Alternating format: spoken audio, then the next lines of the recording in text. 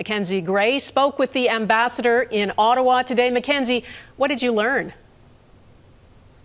The vibe is still off between Canada and America when it comes to trade negotiations, Donna, with U.S. Ambassador Pete Hoekstra saying a considerable amount of work needs to be done to try and reach a deal, and that the biggest U.S. complaint is the fact Canada retaliated at all. There's two countries that have been relatively harsh against the United States, and that's China and Canada. That harsh retaliation counter tariffs on things like orange juice, motorcycles, and appliances, goods that have been covered under the Canada-US-Mexico free trade deal, a move that has seriously upset the Americans. We haven't done that, but Canada has decided that, that's fair game. We will, call into question CUSMA. But it was President Donald Trump who originally called into question the free trade deal back in March, when the first batch of U.S. tariffs had no exemption for Canadian free trade goods.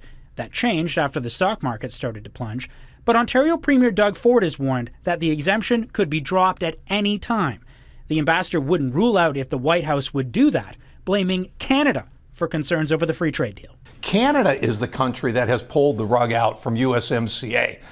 So for a premier to say, well, the U.S. could pull it out at any minute, the response is, no, Canada pulled out the rug from USMCA.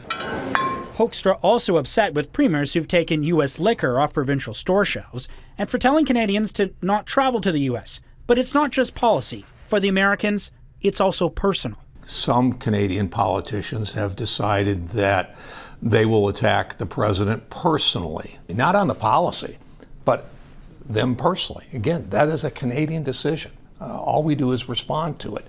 Those alleged attacks were a response from insults from Donald Trump, who spent much of the winter calling for Canada to be annexed as the 51st state and levying multiple tariffs that have been repeatedly increased. But despite all of that, Donna, the U.S. ambassador labeled Canadian treatment towards some U.S. businesses as very, very unfair. Mackenzie Gray in Ottawa, thank you.